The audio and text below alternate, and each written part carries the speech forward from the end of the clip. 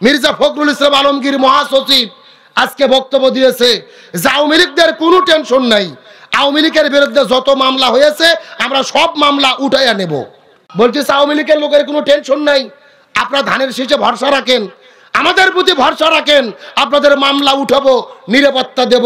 আমি মনে করি এই নেতার এই বক্তব্য জুলাইয়ের সাথে গাদ্দারি ছাড়া কিছু হতে পারে না। আমরা পরিষ্কার করে বলতে চাই, এই জমিনের ভেতর আপনি বিএনপি করেন, জামাত করেন, চরমোনাই করেন, হেফাজত করেন, যে দল খুশি আপনি করেন। তবে আমার প্রশ্ন, 2000 ছাত্র জনতাকে যারা হত্যা করেছে, আলেমদের জেলেবন্দি করেছে, আল্লামা সাঈদীকে হত্যা করেছে, 33,000 ছাত্র জনতাকে আহত করেছে, ওই আওয়ামী লীগকে যারা পুনর্বাসনের জন্য চেষ্টা করবে এদেরকে জাতি বয়কট করবে। আর নতুন করে যারা স্বৈরাচারের পক্ষে কথা বলতে চায়, মনে করতে হবে ওদের সঙ্গে তলে তলে এদের পিরিতি আছে। এই সমস্ত গাদ্দার নেতার কারণেই গত 16 বছরে হাসিনের বিরুদ্ধে কোনো আন্দোলন সফল হয়নি। মানে মিটিংয়ে যেই কর্মসূচি গোপনে নেওয়া হতো, আগেই হাসিনের খানকা শরীফে পাঠাইয়া দিত। পুরো দেশের মধ্যে গুজব ছড়িয়েছে 13ই নভেম্বর বাংলাদেশে কি হবে, কি হতে যাচ্ছে। তার কারণে ওই স্বৈরাচারের দল আওয়ামী লীগ 13ই নভেম্বর লকডাউন কর্মসূচি দিয়েছে। কি ডাউন? লকডাউন কর্মসূচি দিয়ে সারা বাংলাদেশ থেকে হাজার হাজার সন্ত্রাসদেরকে ঢাকার মধ্যে তারা একত্রিত করেছে। এইদিকে শেখ হাসিনার ছেলে জয় ভিডিও বার্তা দিয়েছে, স্বৈরাচার হাসিনা ভিডিও বার্তা দিয়েছে।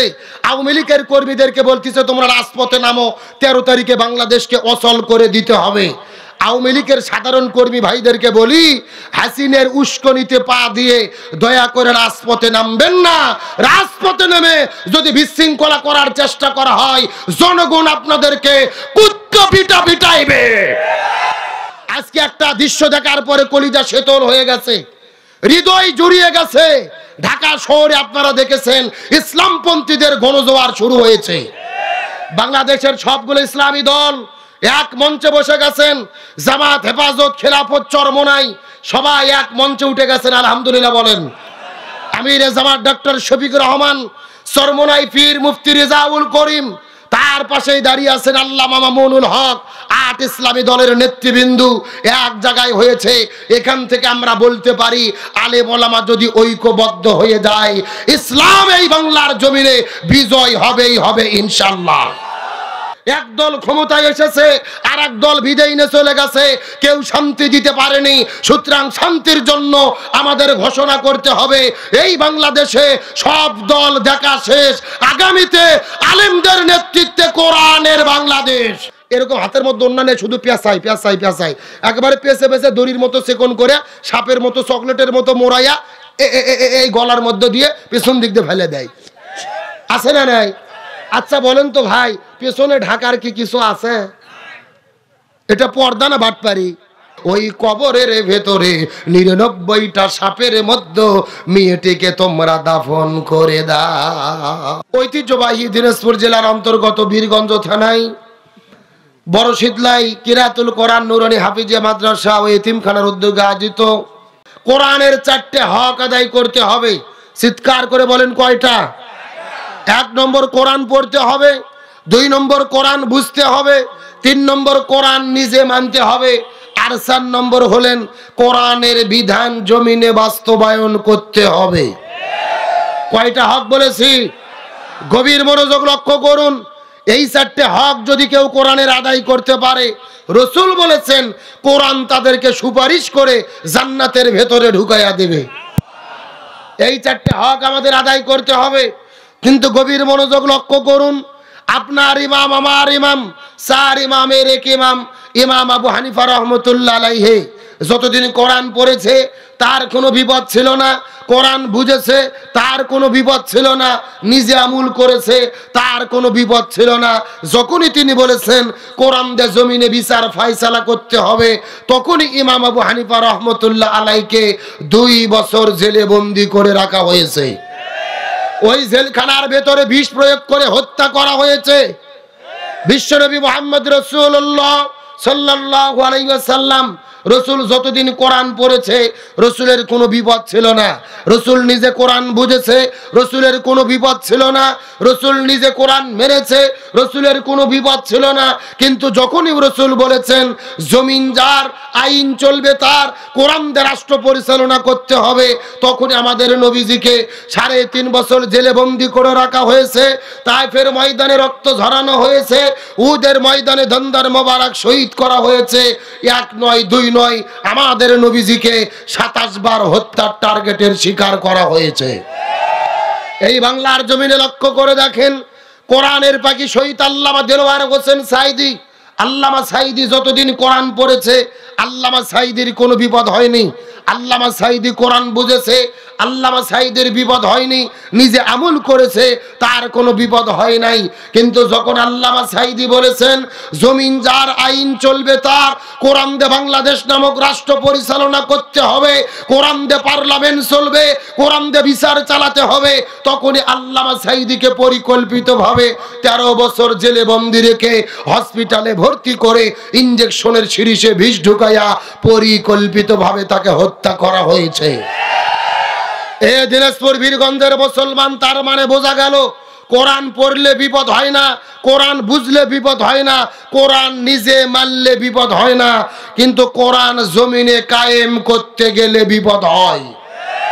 এখন আপনাদের প্রশ্ন করতে চাই, দিনাজপুরের তৌহিদি জনতা, কোরআনের এই 4টে হককে আমরা আদায় করতে রাজি আছি? সুতরাং আজকের আলোচনার শুরুতে শপথ গ্রহণ করব, কোরআন পড়ব, কোরআন বুঝবো, কোরআন দিয়ে জীবন গড়ব। এই কোরআনের 4টে হক আদায় করতে গিয়ে প্রয়োজনে নিজের জীবনের সর্বোচ্চ বিলিয়ে দেব, তারপরেও কোরআন ছাড়া হব না। কারা কারা রাজি আছেন দুটো হাত আল্লাহকে তুলে দেখান। আল্লাহ কবুল করুক, বলেন আমিন। কোরআনের এই 4টে হক যেন আমরা আদায় করতে পারি, জোরে বলেন আমিন। এখন যদি অনুমতি দেন আমি সরাসরি কোরআন থেকে তাফসীর শুরু করতে চাই। আপনারা কি রাজি আছেন ভাই? আমি জানতে চাচ্ছি যে দাঁড়িয়ে আছে ওরা কারা, কোথা থেকে এলো? এই ভলেন্টিয়ার ভাইদেরকে অনুরোধ করে বলবো, এদেরকে সবাইকে দয়া করে বসে দেন, না হলে বাড়িতে পাঠানোর ব্যবস্থা করে দেন। এখানে ঝিরঝিরি করার টাইম নাই। এ কথা কন না গা, কেরে কোরআনের মাহফিলে ওয়াজ শোনার একটা আদব আছে না? তে আপনি ঘুরঘুর করে বেদবি করতেছেন কেন? ভাই বসবেন, নাহলে বাড়ির যে ঘুম পারবেন।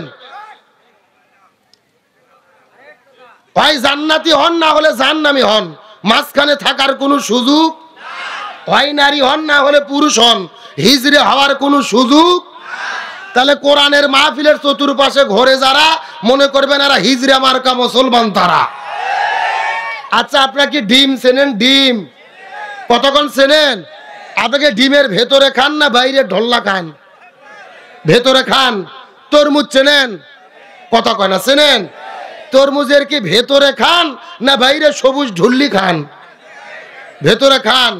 তাহলে মনে করেন আজকের মাহফিলে এসে রাস্তাঘাটে চায়ের দোকানে আড্ডা মারবে যারা, মনে করবেন তরমুজের ঢুল্লি খাওয়া পার্টি তারা। আরে মজা বুঝতে গেলে ভেতরে ঢোকা লাগবে। ওই বাইর থেকে শিয়ালের মতো ভুলকিতে মজা পাওয়া যাবে না। আসলে কারণ কি ভাই জানেন? কোরআনের মাহফিল আসতে চাইলেই সবাই আসতে পারে না। আল্লাহ যাদেরকে কবুল করে একমাত্র তারাই কোরআনের মাহফিল আসতে পারে। কারণ ওরা বাইর থেকে কিন্তু আসতে চাচ্ছে, কিন্তু পেছন দিক থেকে শয়তান ঘুতোচ্ছে, বলতেছে যাস না। তাহলে আমরা দেখতে পাচ্ছি যে দেখি শয়তান পারে নাকি ওরা পারে, দেখার দরকার আছে না নাই? বাস আর ঢাকাঢাকি ঠেলা ঠেলি নেই, এখন ডাইরেক্ট আলোচনা শুরু। রাজি আছেন? সবাই আমার সঙ্গে পড়ে না, আউযু বিল্লাহি মিনাশ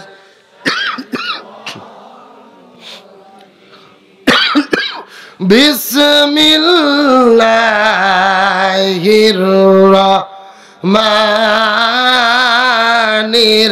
রহিম। কোরআন তেলাওয়াত হলে ডাকবো কাকে? রাসূল বলেছেন যারা জীবিত অবস্থায় আল্লাহর নামে তাকবীর বেশি দেবে ওদের হাড়ের সমস্ত ব্যারাম আল্লাহ তাআলা ভালো করে দেবে। চিৎকার করে বলেন তো দেখি আল্লাহু আকবার। قل إن كنتم تحبون الله فاتبعوني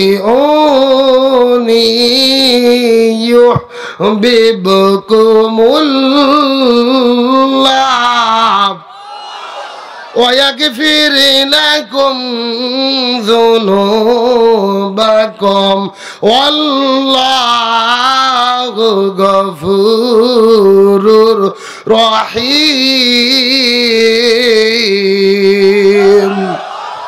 সূরা আল ইমরান 3 নম্বর পারার 13 নম্বর পৃষ্ঠার 4 নম্বর লাইন 4 নম্বর রুকুর 31 নম্বর আয়াতে কারিমা। তাফসীর ইবনে কাসির, তাফসীরে কাবির, তাফসীরে কুরতুবী, তাফসীরে মনির, তাফসীরে মারিফুল কোরআন, তাফসীরে খাজিন, তাফসীরে তাবারি, তাফসীরে ফিজিলালিল কোরআন, তাফসীরে তাফহিমুল কোরআন আয়াতের উপর ভিত্তি করে 1 নয় 2 নয় অন্তত 10টা তাফসীর গ্রন্থ আমি দেখেছি। এই আয়াতের ভেতরে আল্লাহ তাআলা এত পরিমাণ কথা বলেছেন, এই আয়াতের উপর ভিত্তি করে বর্তমান প্রেক্ষাপটকে মিল করে যদি আলোচনা শুরু করা হয়, আলোচনা চলতে চলতে দিনের পর দিন চলে যাবে, মাসের পরে মাস চলে যাবে, তারপরও আলোচনা শেষ হবে না। জোরে বলা যাবে কি মারহাবা। এটা কোরআনের মুজিজা। কোরআনের আলোচনা শুরু হবে কিন্তু শেষ হবে, এটা কার বক্তব্য?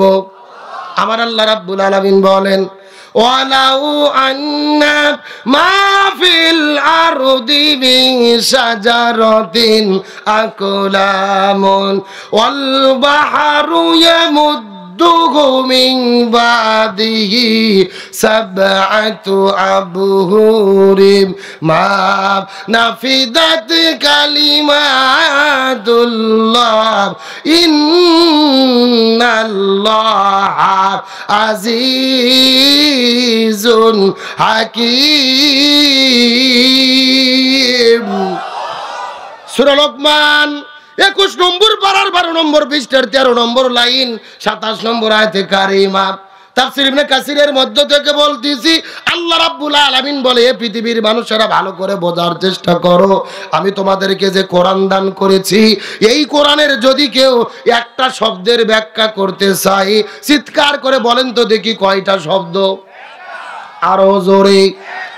যদি কেউ একটা শব্দের ব্যাখ্যা করতে চাই, আর একটা শব্দের ব্যাখ্যা করার জন্য আমি আল্লাহ তাআলা তামাম পৃথিবীতে যত বৃক্ষ সৃষ্টি করেছি, মিন শাজারাতিন আকলামুন, সমস্ত বৃক্ষগুলিকে কেটে কেটে যদি তারা কলম বানায়, ওয়াল বাহরু ইয়ামুদ্দুহু, আর সমুদ্রের পানিগুলোকে যদি তারা কালি বানায়া নেয়, তামাম পৃথিবীর বৃক্ষ কলম আর 7 সমুদ্রের পানি একত্রিত করে যদি তারা লেখা শুরু করে, লিখতে লিখতে তামাম পৃথিবীর বৃক্ষ কলম ফুরে যাবে, 7 সমুদ্রের পানি কালিও ফুরে যাবে, তারপর কোরআনের একটা শব্দের ব্যাখ্যা লিখে কখনোই শেষ করা যাবে না। আচ্ছা মানুষ বলো দেখি রাত্রি কেন কালো, সূর্য বলো কোথা থেকে পাইলো এত আলো, ফুলগুলো নানান রঙের কেমন করে হয়, পাতাগুলো সবুজ বটে ফুলের মতো নয়, দুধ কেন এত সাদা, মরিচ কেন ঝাল, আমগুলো পাকলে বলো কেমনে হয় তা লাল, আর পশু পাখি কয় না কথা, মানুষ কেন কয়, বলো মানুষ বলো দেখি কিভাবে তা হয়, ভাবি সবই মহান প্রভুর দান, নত শিরে সেজদা করো ও হে মুসলমান, আরে ডিমগুলো একই রকম পার্থক্য নেই মোটে, তবে সাদা কালো বাচ্চাগুলো কেমন করে ফোটে, আমরা সবাই বাস করি এই পৃথিবীর অঙ্গে, হাতের লেখা মুখের চেহারা মেলে না কারো সঙ্গে, আর মেলে না গলার আওয়াজ, আঙুলগুলোর টিপ, আল্লাহ তাআলা একজন আছেন, প্রমাণ হলো ঠিক, চিৎকার করে বলেন মারহাবা। তামাম পৃথিবীর বৃক্ষকে কলম বানিয়ে 7 সমুদ্রের পানিকে কালি বানিয়ে লিখলেও একটা শব্দের ব্যাখ্যা লিখে কোরআনের শেষ করা যাবে। আমি ওই কোরআন থেকে একটা আয়াতে কারিমা তিলাওয়াত করেছি, সর্বোচ্চ 1 ঘন্টা আলোচনা হবে, আলোচনা কি শেষ করা সম্ভব হবে? যদিও সম্ভব নয়, তারপর আয়াতের উপর ভিত্তি করে বর্তমান প্রেক্ষাপটকে মিল করে যতটুকু আলোচনা জানা শোনা এবং আমল করা অতীব জরুরি, ততটুকু আলোচনা এই গুনাহগারের মুখ থেকে আল্লাহ যেন বের করে দেয়। সকলে পড়ি আমিন। তার আগে আপনাদেরকে একটা কথা জিজ্ঞেস করতে চাই, ভাই আমার কথা বুঝতে কি কোনো সমস্যা হচ্ছে, কোনো কষ্ট হচ্ছে? বাংলাদেশের কিন্তু কিছু কিছু জেলা আছে যেই জেলার ভাষাগুলো বোঝা যায় না। সভাপতি ভাই, গত 4 বছর আগে আমি মাহফিলে গিয়েছিলাম সিলেট বিভাগের হবিগঞ্জ জেলা। কোন জেলা? ওখানে যাওয়ার পরে একটা মুরব্বী চাচা আমার কাছে এসে বলতেছে, হুজুর আপনি কিতা খাইতা? এ গু খাইতা না ও গু খাইতা? সাদা গু খাইতা না কালা গু খাইতা? শুকনা গু খাইতা না ভিজে গু খাইতা? আমি চিন্তা করলাম, কে রে, আমি কি বগুড়া থেকে গু খাওয়ার জন্য আসলাম? আমি বললাম আমি গু খাইতাম না, তোদের গু তোরাই খাগা। তখন শিক্ষিত একটা ছেলে এসে বলতেছে, হুজুর আসলে আপনি তো বুঝতে পারেননি, আমাদের এখানে তো গু মানে গু না, গু মানে হলো এইটা। আমার কাছে 2 ধরনের মিষ্টি নিয়ে এসেছে, একটা হলো সাদা মিষ্টি আর একটা হলো কালো মিষ্টি। আপনারা কি মিষ্টি চেনেন না? এ গোল্লা চেনেন না? গোল্লা, একটা সাদা গোল্লা আর একটা কালো গোল্লা। এদের বলা দরকার ছিল, হুজুর আপনি এটা খাবেন না ওটা খাবেন, সাদাটা খাবেন না কালোটা খাবেন, শুকনোটা খাবেন না ভিজেটা খাবেন। তা না বলে আমাকে বলতেছে, হুজুর আপনি এ গু খাইতা না ও গু খাইতা? সাদা গু খাইতা না কালা গু খাইতা? শুকনা গু খাইতা না ভিজে গু খাইতা? বোঝার কি কোনো বুদ্ধি আছে ভাই? তো আমি যে আপনাদের কথা বলতেছি, আপনাদের বুঝতে কি কোনো সমস্যা হচ্ছে, কোনো কষ্ট হচ্ছে? আলোচনা কি চলবে? শেষ পর্যন্ত থাকবেন তো ইনশাল্লাহ? দেখি থাকবেন না কারা কারা, একটু হাত তোলেন।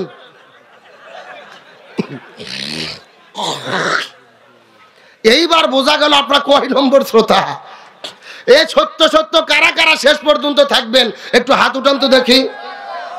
লিল্লাহে তাকবীর, আলহামদুলিল্লাহ বলেন।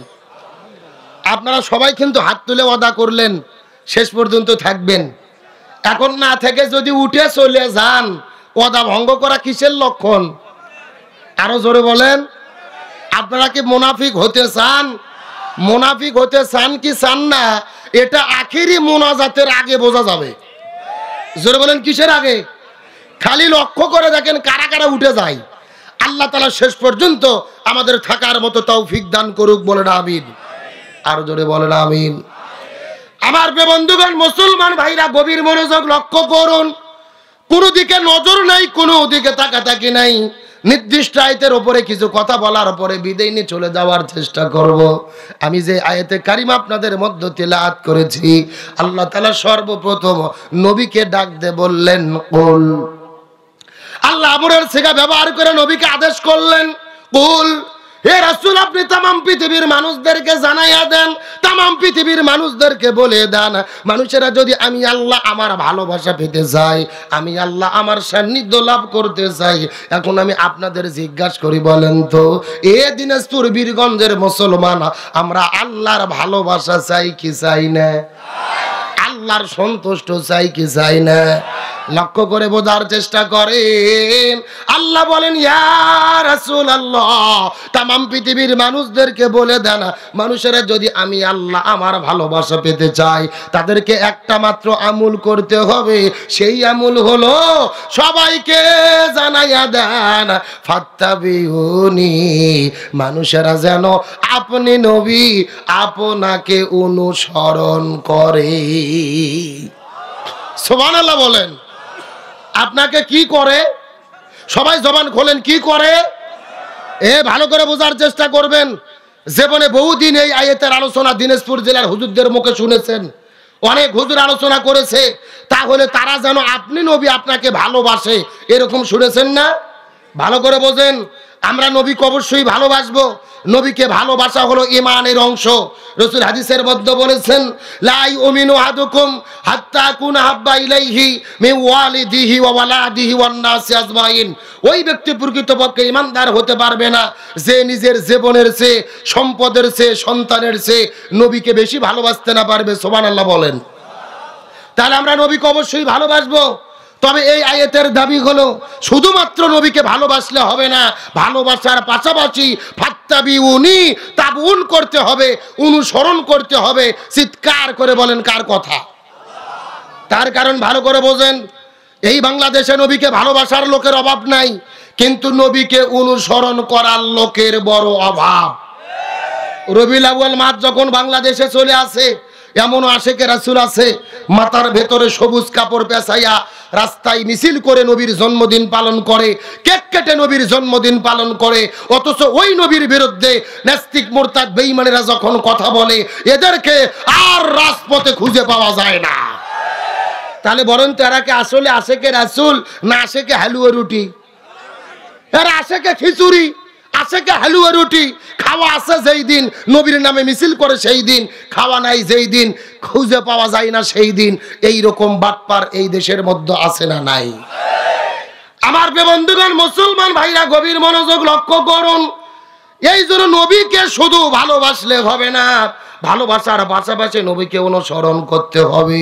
এই সম্পর্কে আমার আল্লাহ কোরআনের অন্য জায়গার মধ্যে কত চমৎকার করে বলেন, ওয়ামা আতাকুমুর রাসূলু ফাখুযুহু ওয়ামা নাহাকুম আনহু ফান্তাহু। সূরা হাসর 28 নম্বর পারার 7 নম্বর পৃষ্ঠার 9 নম্বর লাইন 7 নম্বর আয়াতে কারিমা তাফসীর ইবনে কাসিরের মধ্য থেকে বলতেছি, আল্লাহ বলে, এই পৃথিবীর মানুষেরা গভীর মনোযোগ, এই দুনিয়ার ভেতরে যদি তোমরা শান্তি পেতে চাও, আখিরাতের ভেতরে যদি তোমরা মুক্তি পেতে চাও, ওমা আতাকুমুর রাসূলু ফাখুযু, নবী যেটা করেছেন সেটা তোমাদের করতে হবে, নবী যেটা করে নাই সেটা থেকে তোমাদের দূরে থাকতে হবে। তার মানে বোঝা গেল এ দিনাজপুর বীরগঞ্জের মুসলমান নবী পুরো জীবনের ভেতরে যা যা করেছে আমাদেরকেও তাই তাই করতে হবে, আর নবী যেটা করে নাই আমাদের সেটা করা যাবে না। চিৎকার করে বলেন তো দেখি, হুকুম কার? আরো জোরে। এ দিনাজপুরের মুসলমান গভীর মনোযোগ লক্ষ্য করুন, নবী পুরো জীবনের মধ্যে কি কি করেছে আর আমাদের জন্য কি কি করা দরকার, এই মেসেজটা দেওয়ার পরে আপনাদের মধ্য থেকে বিদায় নিয়ে চলে যাওয়ার চেষ্টা করব। আমার নবী মক্কা থেকে মদিনার ভেতরে হিজরত করে চলে গেলেন। ওই মদিনার ভেতরে নবী মদিনা নামক একটা রাষ্ট্র গঠন করলেন, আর আমাদের নবীজি ওই মদিনা নামক রাষ্ট্রের হলেন রাষ্ট্রপতি। আমার নবী ছিল রাষ্ট্রপতি। জোরে বলেন, আমার নবী কি ছিল? কে রে নবী রাষ্ট্রপতি ছিল বলতে ভয় লাগে, লজ্জা লাগে? যারা চাপা খুলবে না মনে করবেন এদের মধ্যে ভেজাল আছে। আমার নবী ছিল রাষ্ট্রপতি। জোরে বলেন, আমার নবী কি ছিল? আরো জোরে। আপনাদেরকে জিজ্ঞাসা করি দিনাজপুরের মুসলমান, আমার নবী যদি রাষ্ট্রপতি থেকে থাকে তাহলে আমাদেরকে এই বাংলাদেশের আলেমদেরকে হুজুরদেরকেও রাষ্ট্রপতি হওয়ার দরকার আছে না নাই? এই ওয়াজ করলেই বিপদ। আমরা যদি বলি খাওয়ার পরে মিষ্টি খাওয়া সুন্নাত, সবাই বলে সুবহানাল্লাহ সুবহানাল্লাহ, তার মানে আরো খাবার চাই। আরো জোরে বলেন। কিন্তু আমরা যখনই বলি জেলের মধ্যে যাওয়া সুন্নাত, আমার নবী 3.5 বছর পর্যন্ত শিবে আবু তালিব নামক জেলের মধ্যে বন্দী ছিল। ওই নবীর তরিকায় জেলের মধ্যে যাওয়া সুন্নাত। নবী তাফের ময়দানে রক্ত ঝরিয়েছে, নবীর তরিকায় শরীর থেকে রক্ত ঝরানো সুন্নাত। নবী উহুদের প্রান্তরে দান মোবারক শহীদ করেছে, ওই নবীর তরিকায় প্রয়োজনে দাঁত ভাঙা সুন্নাত। নবী মদিনা নামক রাষ্ট্র গঠন করে 10 বছর কোরআন দিয়ে রাষ্ট্র পরিচালনা করেছে, ওই নবীর তরিকায় কোরআন দিয়ে রাষ্ট্র পরিচালনা করা সুন্নাত। তখন কিছু লোক লাভ দিয়ে উঠে বলে যে আব্দুল সালাম যুক্তিবাদী হুজুর মনে হয় রাজনীতি করে। এ কথা বলেন, কথা বলেন। এদের কাছে নামাজ রোজা হজ যাকাত রাজনীতি মনে হয় না, জিকির তাসবিহ রাজনীতি মনে হয় না। নবীর তরিকায় জেলে বন্দী হওয়া, নবীর তরিকায় জিহাদ করা, নবীর তরিকায় রক্ত দেওয়া, নবীর তরিকায় কোরআন দিয়ে রাষ্ট্র পরিচালনা করা রাজনীতি মনে হয়। এরা কপাল পোড়া, আমার নবীজির সিরাতকে তারা বুঝতে পারে না। অত সোজা নয়। আমার নবী ছিল মসজিদুন নববীর ইমাম, আবার মদিনা নামক রাষ্ট্রের রাষ্ট্রপতি। তার মানে বোঝা গেল রসুলের সিরাতের শিক্ষা, যিনি মসজিদের ইমাম হবে তাকেই সমাজের ইমাম হতে হবে। আপনাদের ইউনিয়ন পরিষদের সবচাইতে বড় মসজিদের ইমাম যিনি হবে তাকেই এই ইউনিয়ন পরিষদের চেয়ারম্যান হতে হবে। আপনাদের এই বীরগঞ্জ এলাকার ভেতরে সবচেয়ে বড় মসজিদে জুমার দিনে কোরআন থেকে খুতবা দেওয়ার যিনি যোগ্যতা রাখে তাকেই আগামীতে এমপি হতে হবে।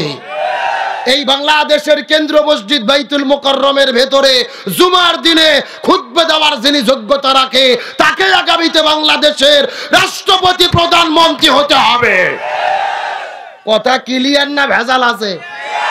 কিন্তু আমরা হুজুর করে বাটে ভাগ করে দিছি যে হুজুরদের কাজ শুধু মসজিদে নামাজ পড়াবে, মাদ্রাসাতে যাইয়া বোখারি পড়াবে, পীরের দরবারে যে জিকির করবে, মানুষ মরে গেলে জানাজা, 7 দিনে গরু জব আর 40 দিনে খাওয়া দাওয়া, বাস। হুজুরদের আর কোনো দায়িত্ব নেই।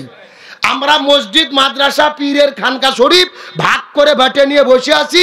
এই সুযোগে জালেমেরা পুরো জমিন দখল করছে। গভীর মনোযোগ, ভালো করে বোঝার চেষ্টা করেন।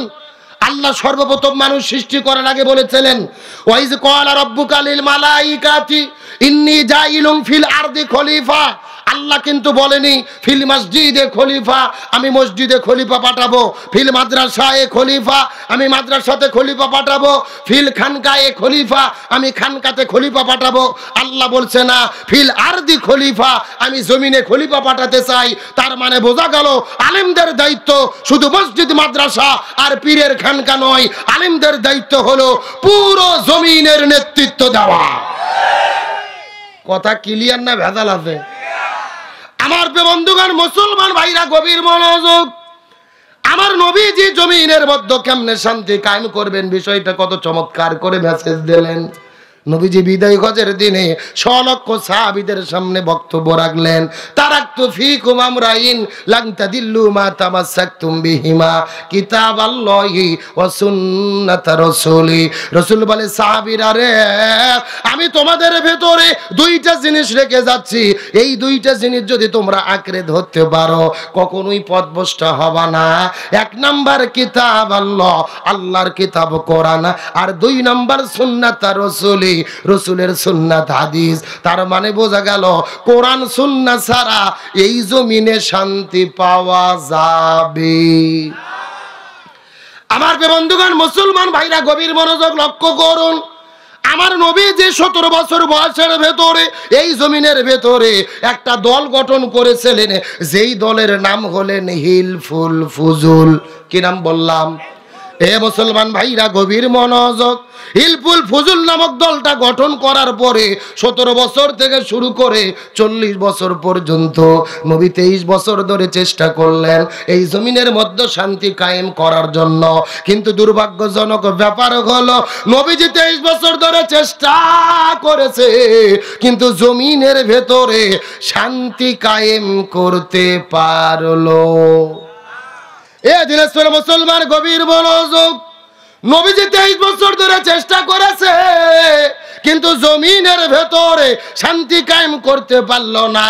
কিন্তু নবীজির বয়স যখন 40 বছর হয়ে গেল, আল্লাহ নবীজির উপরে যখন কোরআনটা নাজিল করে দিলেন, নবীজি কোরআনের দাওয়াত দেওয়া শুরু করলো, এই জমিনে কোরআন কায়েম হয়ে গেল, তখন জমিনে শান্তি প্রতিষ্ঠা হয়ে গেল। নবীজির জীবনটাকে 2 ভাগে ভাগ করার চেষ্টা করেন। নবুয়ত পাওয়ার আগে 23 বছর আর নবুয়ত পাওয়ার পরে 23 বছর।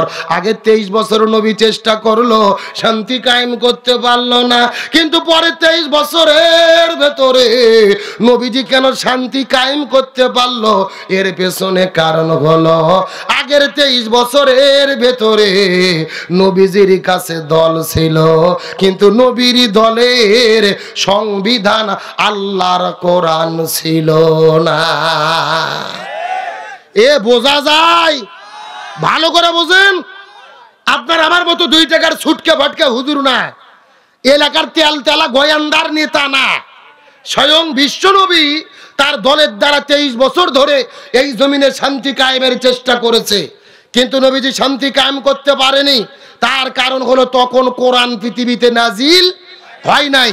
কিন্তু 40 বছরে যখন কোরআন নাজিল হলো, নবী কোরআনের দাওয়াত দিলেন, জমিনে শান্তি প্রতিষ্ঠা হয়ে গেল।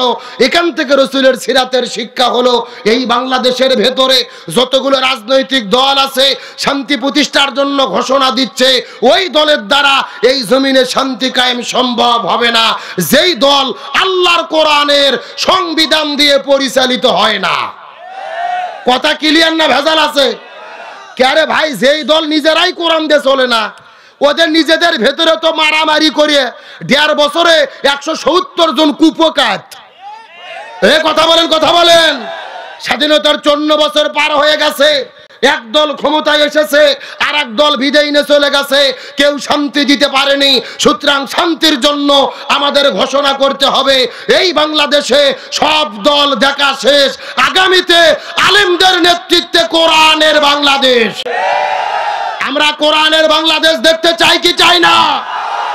আজকে একটা দৃশ্য দেখার পরে কলিজা শীতল হয়ে গেছে, হৃদয় জুড়িয়ে গেছে। ঢাকা শহরে আপনারা দেখেছেন ইসলামপন্থীদের গণজোয়ার শুরু হয়েছে। বাংলাদেশের সবগুলো ইসলামী দল এক মঞ্চে বসে গেছেন, জামাত, হেফাজত, খেলাফত, চরমোনাই সবাই এক মঞ্চে উঠে গেছেন। আলহামদুলিল্লাহ বলেন।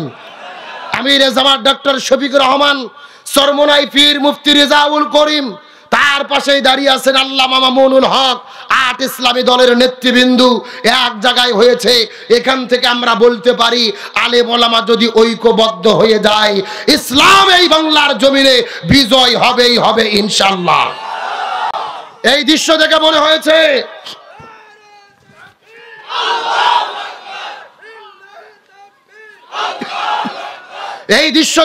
হয়েছে যেই বাংলার জমিনে ইসলাম বিজয় হবে এবং বাংলাদেশে শান্তি কায়েম হবে ইনশাআল্লাহ বলেন।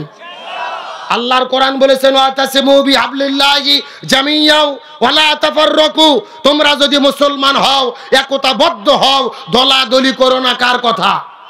আরো ধরে বলেন, কার কথা?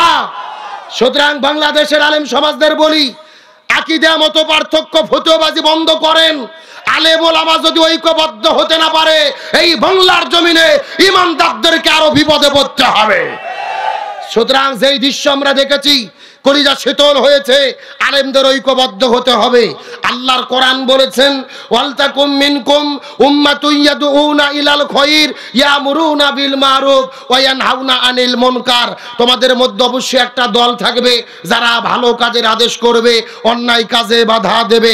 আল্লাহর কোরআন বলেছেন, আল্লাযীনা ইম্মাক্কান্নাহুম ফিল আরদি আকামুস সালাহ ওয়া আতাউজ যাকাত ওয়া আমারু বিল মারুফ ওয়া নাহাউ আনিল মুনকার। কোন মুসলমান দল যদি ক্ষমতায় যায়, 4টে কর্মসূচি বাস্তবায়ন করবে। 1 নম্বর নামাজ বাধ্যতামূলক করবে, 2 নম্বর যাকাত ভিত্তিক অর্থনীতি কায়েম করবে, 3 নম্বর ভালো কাজ চালু করবে, 4 নম্বর মন্দ কাজ বন্ধ করবে। সুতরাং আগামীতে এই বাংলাদেশে ক্ষমতায় যাওয়ার পরে এই 4 কর্মসূচি বাস্তবায়নের জন্য যারা ঘোষণা দেবে, ইমানদার মুসলমান হিসেবে তাদের পক্ষেই আমাদের থাকতে হবে। বক্তব্যকে আব্দুল সালাম যুক্তিবাদী না আল্লাহর? আরো জোরে বলেন, কার? তাহলে দল যদি করাই লাগে, কিসের দল করব? রাজনীতি যদি করাই লাগে, কিসের রাজনীতি করব?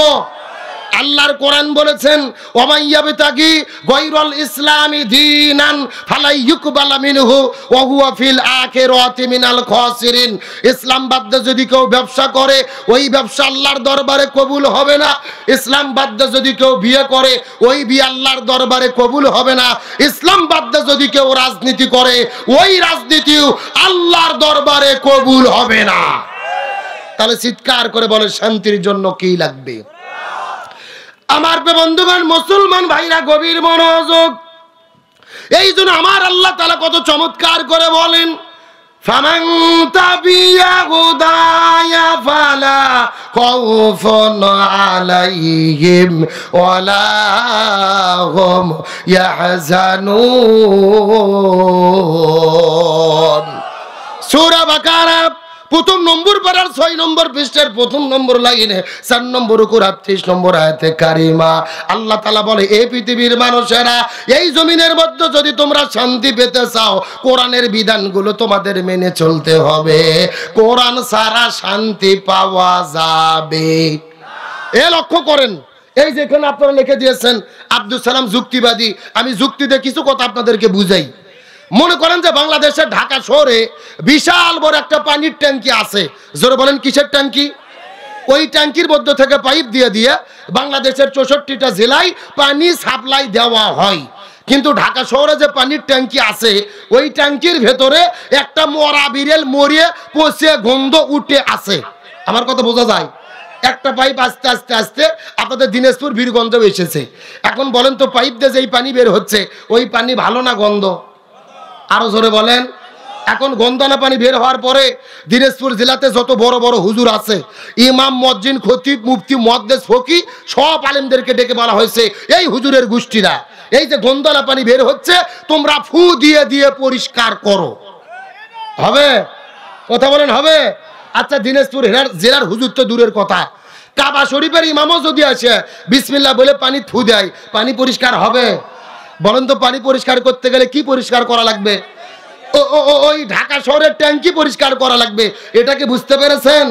এবার আসল ওয়াজ শোনেন, আসল ওয়াজ। এই বাংলাদেশেও শান্তি প্রতিষ্ঠার একটা ট্যাঙ্কি আছে যার নাম হলো সংসদ ভবন। আরো জোরে বলেন। আর ওই সংসদের ভেতর থেকে বাবার আইন, দাদার আইন, চাচার আইন, খালুর আইন, কার্ল মার্ক্সের আইন, লেনিনের আইন, পুতিনের আইন, সক্রেটিসের আইন, প্লেটোর আইন, ধর্মনিরপেক্ষতাবাদ, জাতীয়তাবাদ, সোশ্যালিজম, ক্যাপিটালিজম, মানব রচিত তন্ত্র মন্ত্রকে জুতাই এবং ঝাঁটাপিটা করে যতদিন পর্যন্ত কোরআন পার্লামেন্টে ঢুকাইয়া কোরআন দিয়ে বাংলাদেশ পরিচালিত না হবে ততদিন পর্যন্ত এই জমিনের ভেতরে শান্তি আসতে পারে না, পারে না, পারে না। সুতরাং বাংলাদেশের সমস্ত তন্ত্র মন্ত্রকে জুতাই এবং ঝাঁটাপিটা করে আগামীতে পার্লামেন্টে কোরআন ঢুকাইয়া কোরআন দিয়ে বাংলাদেশ পরিচালনা করার পক্ষে রায় দিতে কারা কারা রাজি আছেন? দুটি হাত আল্লাহকে তুলে দেখান। একেবারে সোজা কথা, জমিন যার, আইন চলবে তার। আল্লাহর জমিন, আল্লাহর আইন কায়েম করা ছাড়া শান্তি আসতে পারে? আলোচনা কি চলবে? কথা বলেন চলবে? কথা দেওয়ার পরেও ওয়াজের মাঝখান থেকে উঠে যায় যারা, মনে করবেন স্বৈরাচারের দোষর তারা। তার কারণ পালিয়ে যাওয়া তো ইমানদারের কাজ না, ওটা হাসিনের আমল। এ কথা কন না গা, ভালো করে বোঝার চেষ্টা করেন। স্বৈরাচার পালিয়ে গেছে 1.5 বছর হলো, পুরো দেশের মধ্যে গুজব ছড়িয়েছে 13ই নভেম্বর বাংলাদেশে কি হবে, কি হতে যাচ্ছে। তার কারণ ওই স্বৈরাচারের দল আওয়ামী লীগ 13ই নভেম্বর লকডাউন কর্মসূচি দিয়েছে। কি ডাউন? লকডাউন কর্মসূচি দিয়ে সারা বাংলাদেশ থেকে হাজার হাজার সন্ত্রাসদেরকে ঢাকার মধ্যে তারা একত্রিত করেছে। এইদিকে শেখ হাসিনার ছেলে জয় ভিডিও বার্তা দিয়েছে, স্বৈরাচার হাসিনা ভিডিও বার্তা দিয়েছে। আওয়ামী লীগের কর্মীদেরকে বলতেছে তোমরা রাজপথে নামো, 13 তারিখে বাংলাদেশকে অচল করে দিতে হবে। আওয়ামী লীগের সাধারণ কর্মী ভাইদেরকে বলি, হাসিনের উস্কানিতে পা দিয়ে দয়া করে রাজপথে নামবেন না। রাজপথে নেমে যদি বিশৃঙ্খলা করার চেষ্টা করা হয় জনগণ আপনাদেরকে কুত্তা পিটা পিটাইবে। বরং 5ই আগস্টে যেই মার খাওয়া বাকি ছিল ওই কাজা কিন্তু 13 তারিখ আদায় হবে। এ কথা কন না গা। জামাত ইসলাম, বিএনপি, হেফাজত, চরমোনাই আমরা নিজেরা নিজেরা নিজেদের সমালোচনা করতে পারি, তবে স্বৈরাচার মোকাবেলায় আমরা এক দল। হাসিনা আর স্বৈরাচার প্রশ্নে আমাদের কোনো আপোষ। সুতরাং বিএনপি, জামাত ইসলামী, ছাত্র শিবির, ছাত্র দল, এনসিপি ছাত্রদেরকে বলবো 13 তারিখে রাজপথে নেমে এরা যেখানেই বিশৃঙ্খলা করবে সেখানেই এদেরকে গণধোলাই দিতে হবে। আওয়ামী লীগের কর্মীদের বলি, ভাই ওদের পাতানো ফাঁদে আর পা দিয়েন না। কেরি আপনাদের না বলে পড়লে চলে গেল। আজকে তাদের উস্কানিতে আবারও গাড়িতে আগুন দিচ্ছেন, বিশৃঙ্খলা করতেছেন, মানুষের উপর আক্রমণ করতেছেন। আপনাদের তো উচিত ছিল তওবা করে ফিরে আসা। আল্লাহ সুযোগ দিয়েছিল যেন আপনারা তওবা করে ভালো হন। আর আপনারা এখন পর্যন্ত ভুল স্বীকার না করে হাসিনার কথা মতো বিশৃঙ্খলা করতেছেন। দয়া করে সাবধান হন, নতুবা এই জনগণ আপনাদের বাকি জবাব দিতে বাধ্য থাকবে। মাঝে মধ্যে হাসিনা কিন্তু আবার এদেরকে উস্কে দেয়, বলে আমি সীমান্তর কাছে আছি, যে কোনো সময় শর্ট করে ঢুকে পড়বো। আমরা বলতেছি ম্যাডাম আপনি আসেন, এটা তো আপনার বাবার দেশ, আপনি আসেন, আপনি শর্ট করে ঢুকবেন আর আমরা আপনাকে ফট করে আয়না ঘরে ঢুকে দেব। এ ধরে বলেন কি ঘর? বুবু বাইশো শর্ট করিয়া আয়না ঘরটা তোমার জন্য রাখছি গো সাজাইয়া। রিসিপশনে বইসাই আছি জুতোর মালা লইয়া, বুবু আইসো চট করিয়া, আয়না ঘরটা তোমার জন্য রাখছি গো সাজাইয়া। আল্লাহর কোরআন বলেছেন কুতিবা আলাইকুমুল কিসাস, জীবনের পরিবর্তে জীবন, হাতের পরিবর্তে হাত, পায়ের পরিবর্তে পা। এই আয়াতের ডিজিটাল ব্যাখ্যা হলো আয়না ঘরের পরিবর্তে আয়না ঘর। বুবু আইবা তুমি আইবা গো, এইবার আইসা বুবু ক্ষমতা পাইবা না। যারা ঠিক বলবে না মনে করবেন ওই গ্রুপের লোক। এ জোরে বলেন ঠিক। বুবু আইবা তুমি আইবা গো, এইবার আইসা বুবু ক্ষমতা পাইবা না। খোঁজ নেই বুবু কাদের কাকার, অবস্থা খারাপ দরবেশ বাবার, হারুন আঙ্কেল এখন সামনে আসে না। নেতা কর্মী সব জেলের ভেতর, বুবু আছে ডরের উপর, কখন জানি আসে গ্রেফতারি পরোয়ানা। বুবু আইবা তুমি আইবা গো, এইবার আইসা বুবু ক্ষমতা পাইবা না। বয়স তোমার 80 বছর, ডাকিছে বুবু তোমায় কবর, দাফন হবে কোথায় সেইটা ভাবলা না। বুবু আইবা তুমি আইবা গো, এইবার আইসা বুবু সিয়ার পাইবা না। কথা বলেন ঠিক কিনা? রাসূলের আদর্শকে অনুসরণ করা ফরজ করেছেন কে? আরো জোরে বলেন। আমার বন্ধুগণ, মুসলমান ভাইরা গভীর মনোযোগ লক্ষ্য করুন। আল্লাহ নবীজির জীবনকে অনুসরণ করা কেন ফরজ করে দিলেন? আমি পুরো কোরআনটা গবেষণা করে দেখেছি। আল্লাহ তাআলা নবীজির জীবনকে অনুসরণ করাটাকে ফরজ করে দিয়েছেন। এর পেছনে অনেকগুলো কারণ রয়েছে, তার ভেতরে প্রধানত কারণ হলো 3টা। জোরে বলেন কয়টা? আরো জোরে। এই 3টা কারণের মধ্যে প্রথম নম্বর কারণটা কি? এই সম্পর্কে আমার আল্লাহ তাআলা কত চমৎকার করে বলেন, লাকাদ কানা লাকুম ফি রাসূলিল্লাহি উসওয়াতুন হাসানাহ। সূরা আযাব 21 নম্বর পারার 19 নম্বর পৃষ্ঠার 2 নম্বর লাইন, 21 নম্বর আয়াতে কারিমা। তাফসীর ইবনে কাসিরের মধ্য থেকে বলতেছি, আল্লাহ বলে পৃথিবীর মানুষেরা, এই জমিনের ভেতরে যদি তোমরা শান্তি পেতে চাও আর আখিরাতের মধ্যে যদি তোমরা মুক্তি পেতে চাও, আমি আল্লাহ নবীর জীবনের ভেতরে শ্রেষ্ঠ আদর্শ দান করেছি। ওই নবীর আদর্শ ছাড়া অন্য কারো আদর্শ ধরা যাবে। মুসলমান গভীর মনোযোগ।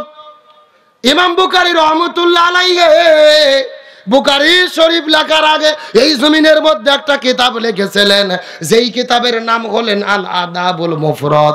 ওই কিতাবের মধ্যে তিনি বর্ণনা করে বলেন, হাসরের ময়দানে আল্লাহ 6 প্রকার মানুষদেরকে বিনে হিসেবে জাহান্নামের মধ্যে দেবে।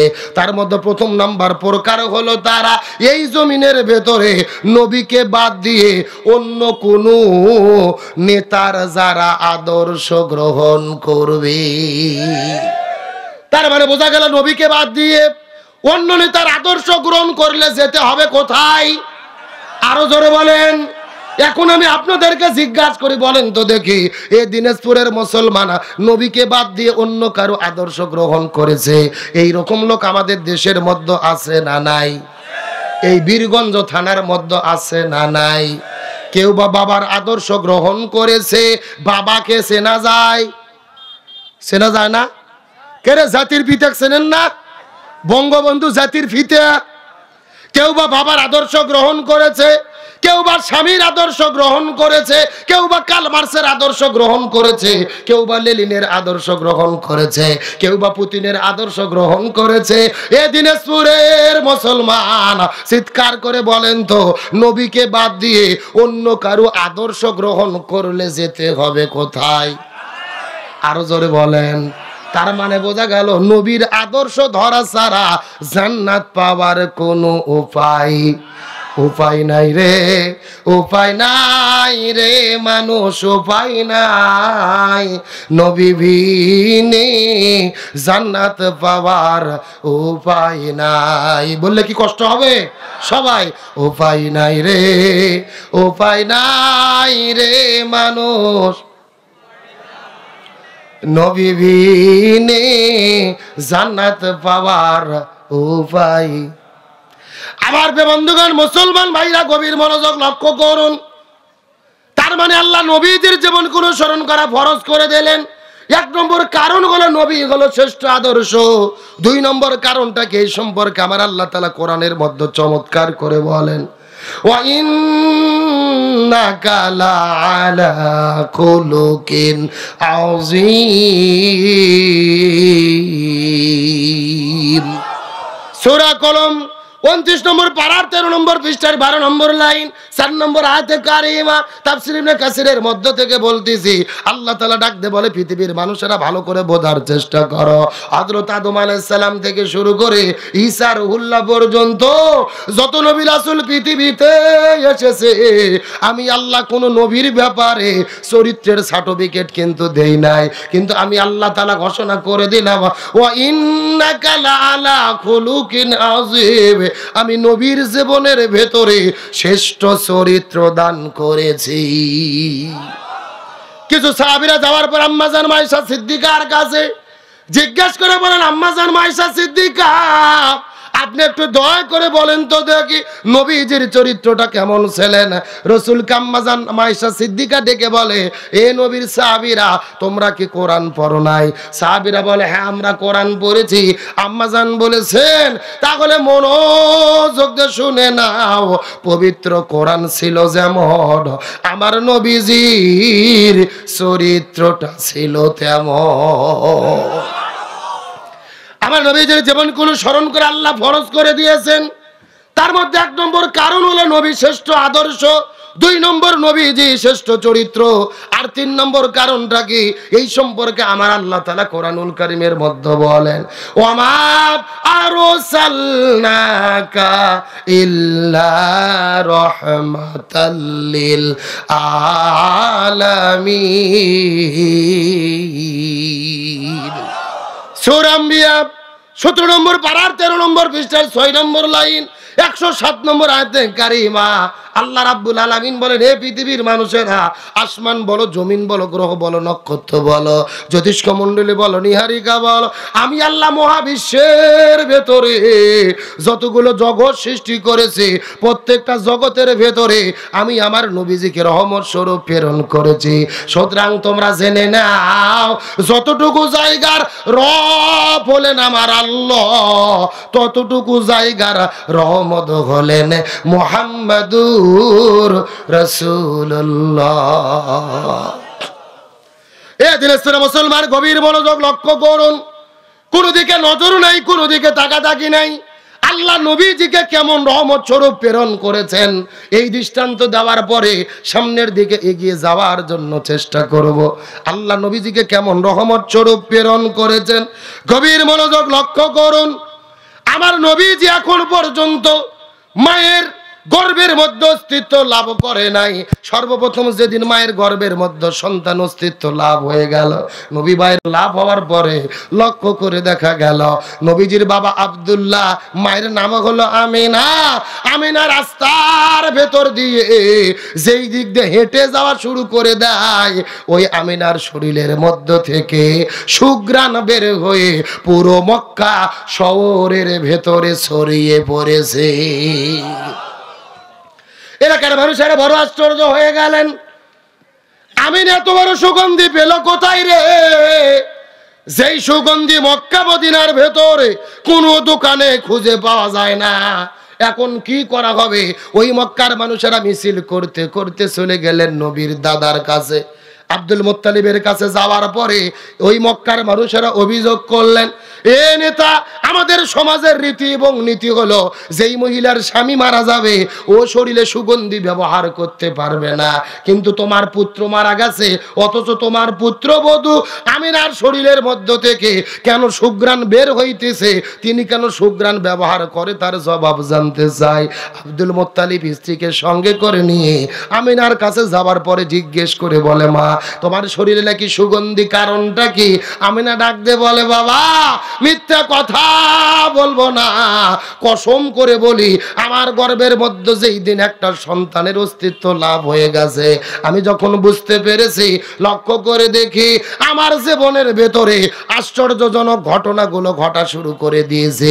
আমি যখন লক্ষ্য করে দেখতে পেরেছি আমার পেটের ভেতরে সন্তানের যখন অস্তিত্ব লাভ হয়ে গেল, ওই ঘরের দরজা জানালাগুলো আমাকে সালাম বলা শুরু করে দিয়েছে। ওই ঘরের মধ্যে যত ধুলাবালি কোনা ছিল সবগুলো আমাকে সালাম করা শুরু করে দিয়েছে। আমরা ডাকতে বলে, বাবা, মিথ্যা কথা বলবো না, কসম করে বলে, মনোযোগ দিয়ে শুনে নেন। ওই রোমের ভেতরে যেই রাতের বেলা আমার গর্ভের ভেতরে সন্তান অস্তিত্ব লাভ হয়ে গেছে, আল্লাহর পক্ষ থেকে 12 জন রসুল আসার পরে আমাকে সালাম জানিয়ে শুভেচ্ছা জানিয়ে দিয়ে গেছে। জান্নাতের মধ্য থেকে 3 জন মহিষী নারী আমার সঙ্গে সে ঘরের মধ্যে সাক্ষাৎ করেছে। 1 নম্বর হলো ইমরাতু ফিরাউন, ফিরাউনের স্ত্রী আসিয়া আলাইহিস সালাম। 2 নম্বর উম্মে ঈসা, ঈসা আলাইহিস সালামের মা মরিয়ম আলাইহিস সালাম। আর 3 নম্বর হলো নুকে মুসা, মুসা আলাইহিস সালামের বোন কুলসুম আলাইহিস সালাম। এই 3 জন মহিষী নারী জান্নাতের মধ্য থেকে মালা আনার পরে আমার গলার মধ্যে পরাই দিয়ে ডাক দে বলে, আমিনা রে, তুমি কোনো যেন তেন মহিলা নয়, তোমার গর্ভের ভেতরে এই দুনিয়াতে আগমন করবেন আখেরি জামানার পয়গম্বর। জোরে বলেন না সুবহানাল্লাহ। আবার বন্ধুগণ, মুসলমান ভাইরা, গভীর মনোযোগ, আল্লাহ নবীজিকে কেমন রহমত বানাইছে আমি আপনাদেরকে কি দিয়ে বোঝাই। আমি না ডাক দে বলে, বাবা, এই জায়গার মধ্যে শেষ নয়।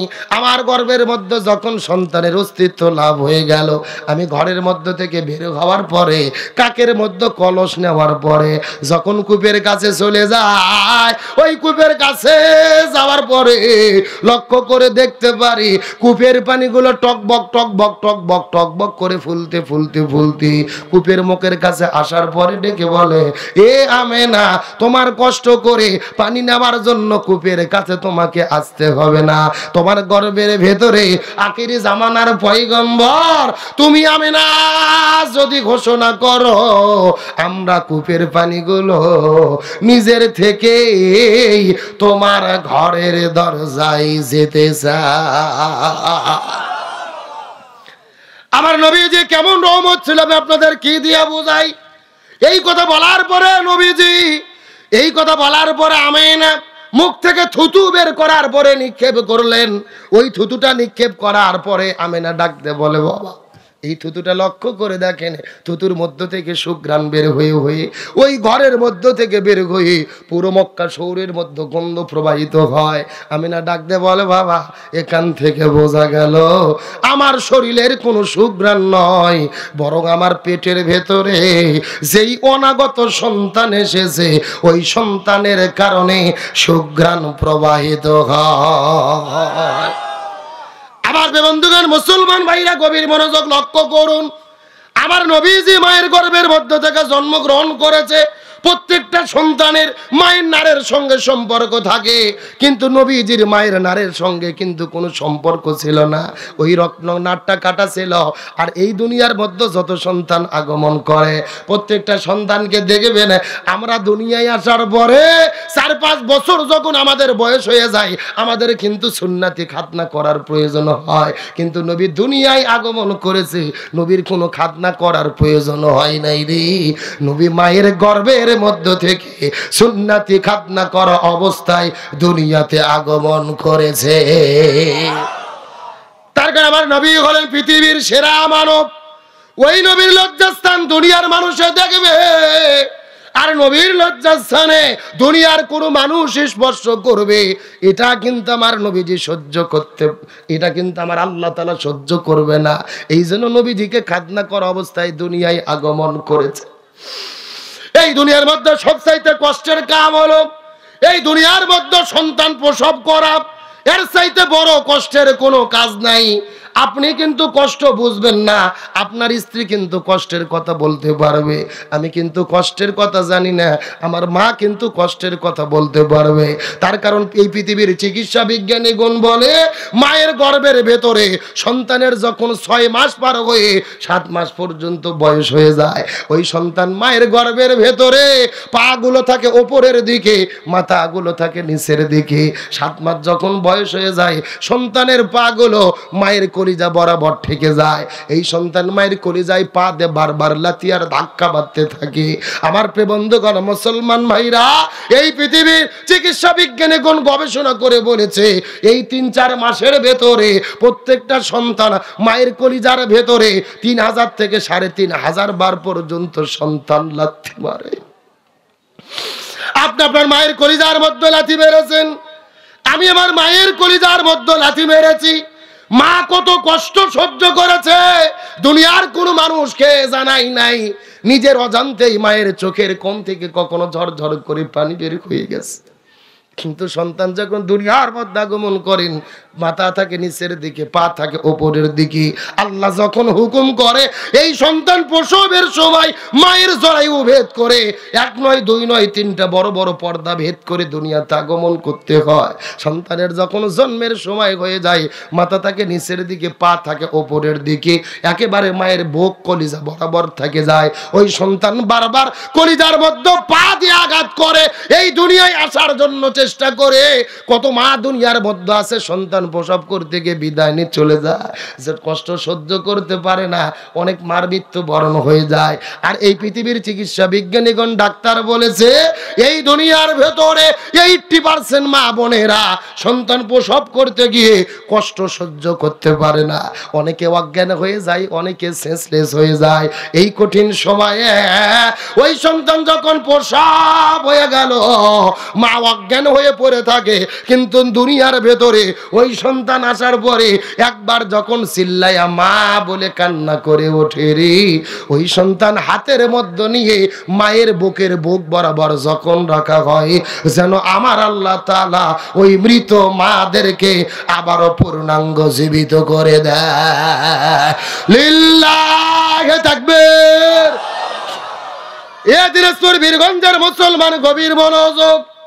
কিন্তু ওই বাবা মার সঙ্গে খারাপ ব্যবহার করে এমন কুলাঙ্গার সন্তান আমাদের দুনিয়ার মধ্যে আছে না নাই?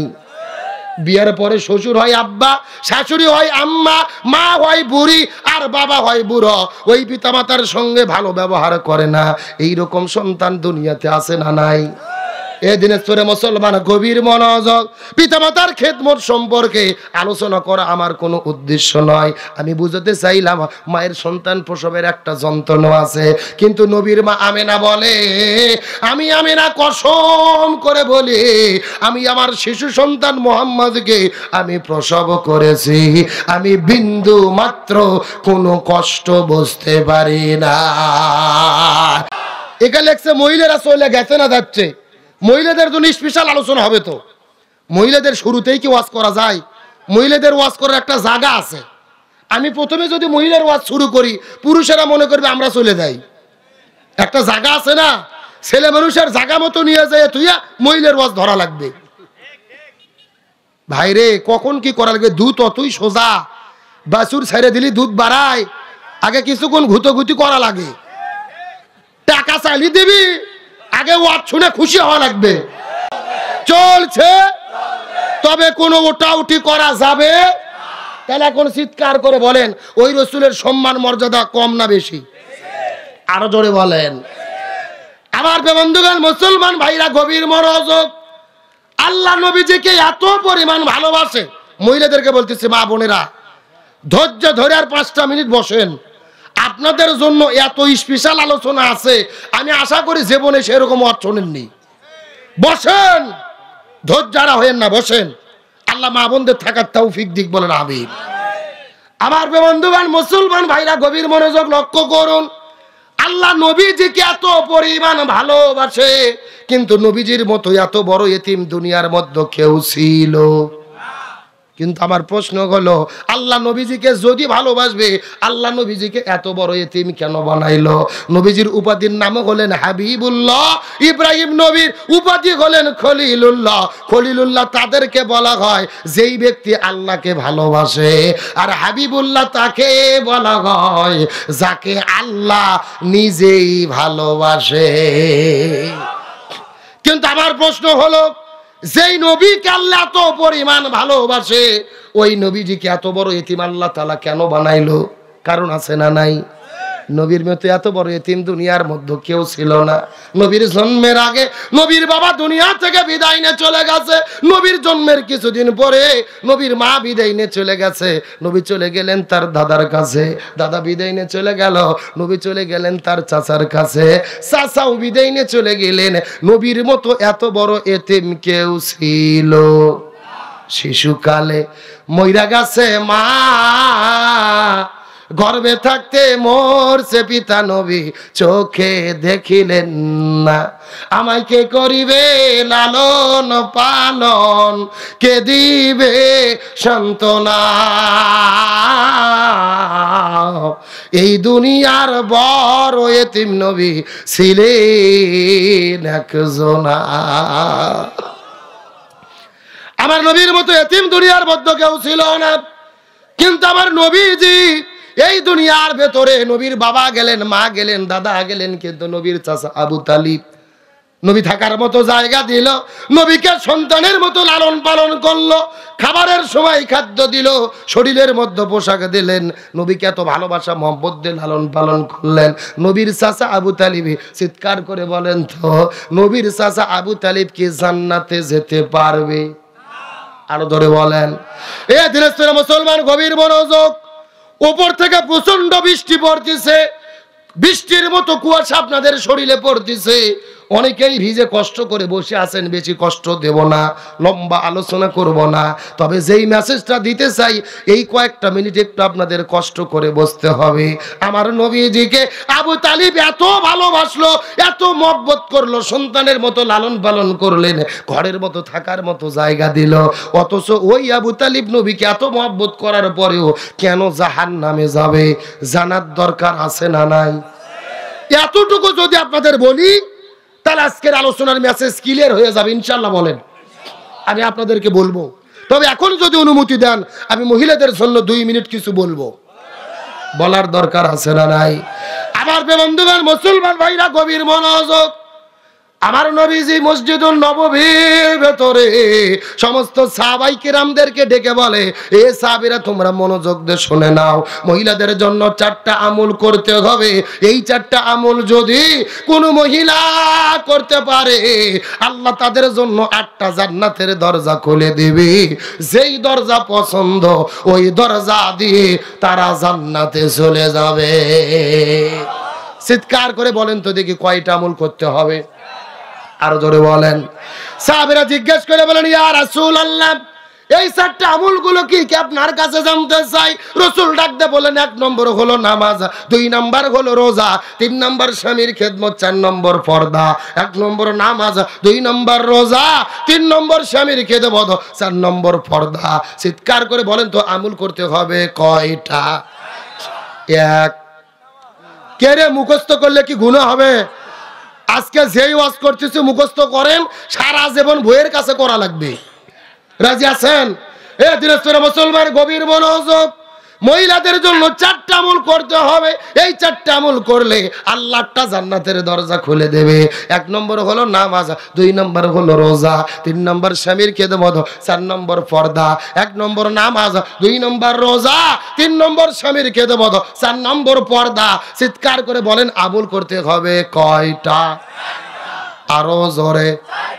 1, 2, 3, 4, এই আলোচনা শোনার পরে হযরত আলী ফাতেমার কাছে চলে গেলেন। ফাতেমার কাছে যাওয়ার পরে জিজ্ঞেস করে বলে, ফাতেমা, নবী বলেছেন মহিলাদের জন্য 4টা আমল করতে হবে, এই 4টা আমল করলে আল্লাহ 8টা জান্নাতের দরজা খুলে দেবে।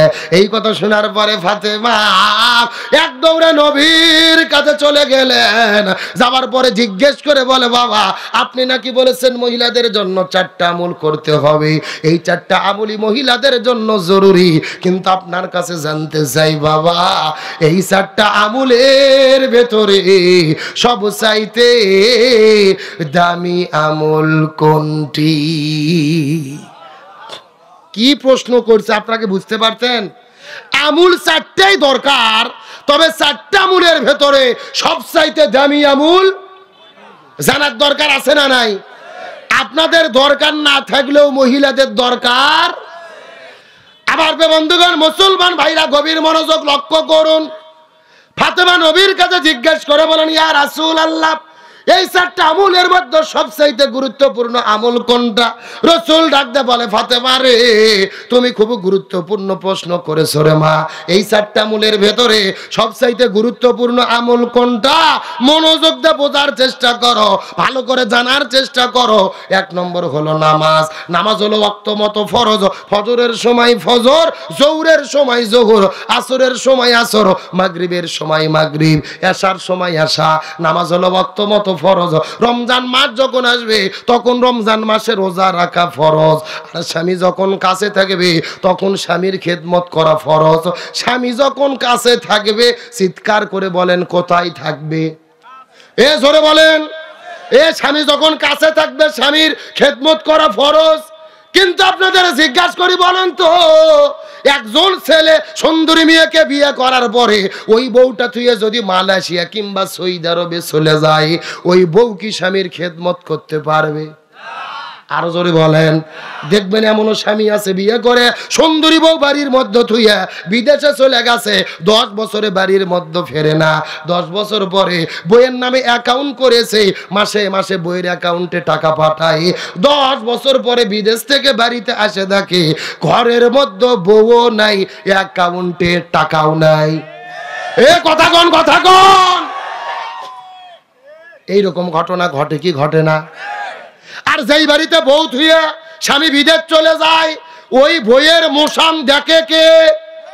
প্রতি মাসে মাসে দিনাজপুরের মার্কেটে যায়, প্রতি সপ্তাহে সপ্তাহে পার্লারে যায়, এমন ভাবে পরিমণির মতো সাজ দিয়া এলাকার মধ্যে রাস্তাঘাটে ঘোরাফেরা করে। ওই এরকম বুড়ো মানুষ 20 বছর 20 বিঘে জমি দূরে থাকে, চিৎকার করে বলে, কার বউ যায় রে, কার বউ যায় রে?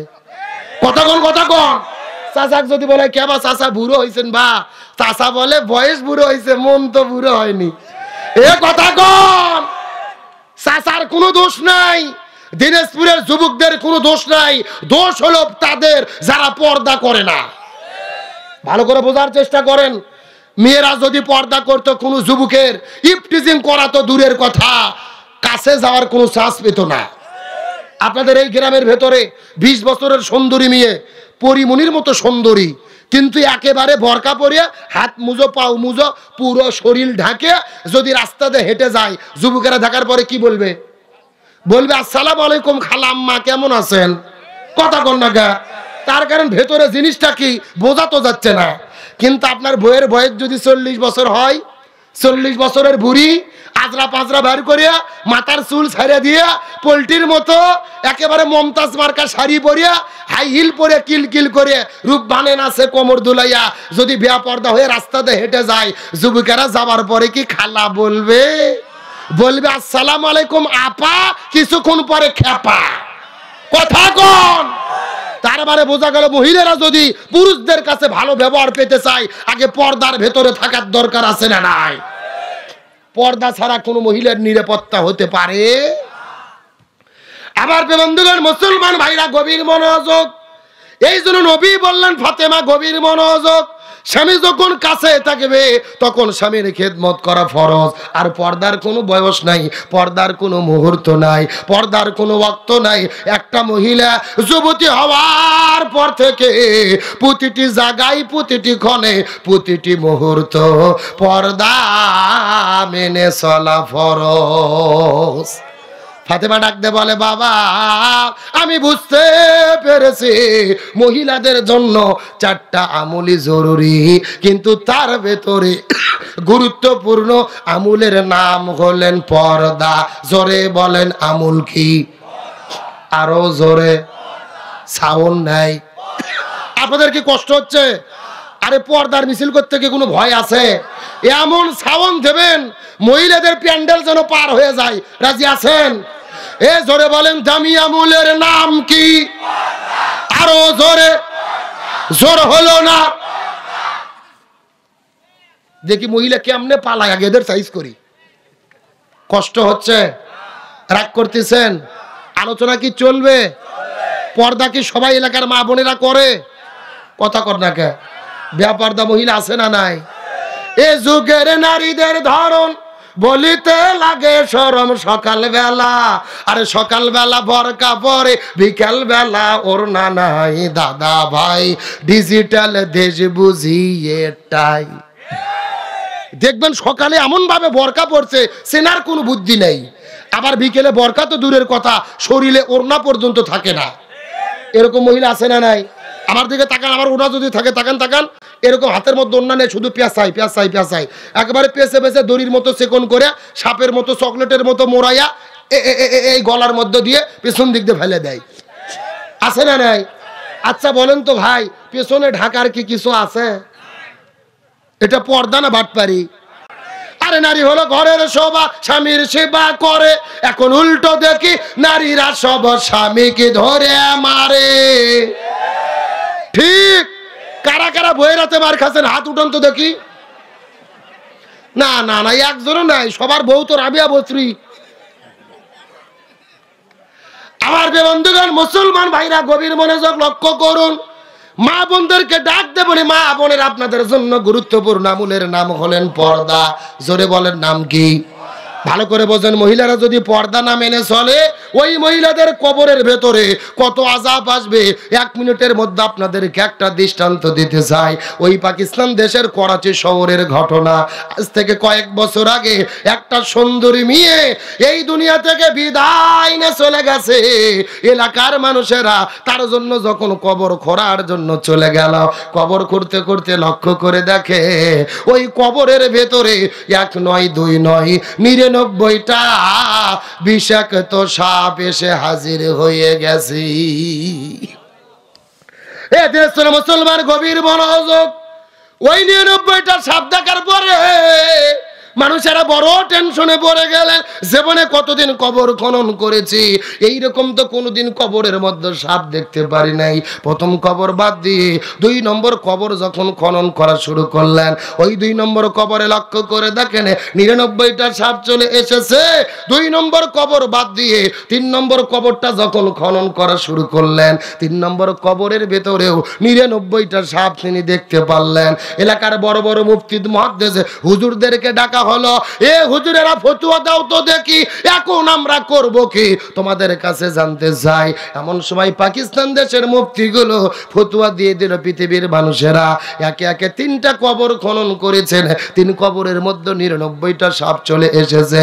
এখান থেকে বোঝা গেল 3টা কবর কেন, 3000 কবর কেন? তোমরা যদি 3 কোটি কবর খনন করো কোনো লাভ হবে না রে। ওই মেয়েটি দুনিয়ায় যে পাপ করেছে, ওই পাপের কর্মফল তাকে কবরে ভোগ করতে হবে। ওই মেয়েটি দুনিয়াতে কি পাপ করলেন, যেই পাপের কারণে কবরের ভেতরে 99টা সাপ চলে আসলো? জানতে মন চাই কি চাই না? আলোচনা কি চলবে? কারা কারা চলবে না হাত তোলেন। হ্যাঁ, ঘুম আপনাদের ধরছে, এইবার বোঝা গেল। যার দিলে আছে আমার আল্লাহর ভয়, যার মনে আছে আল্লাহর ভয়, আল্লাহ আল্লাহ সব সময়। আর নিদ্রা ভালো লাগে না এই দুনিয়া, ভালো লাগে না, ভালো লাগে শুধু আল্লাহ লা ইলাহা।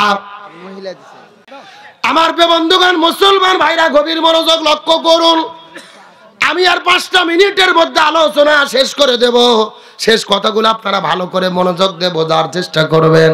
চিৎকার করে বলেন তো, কবরের মধ্যে সাপ এসেছেন কয়টা? আরো জোরে বলেন। এক একে 3টা কবর খনন করেছেন।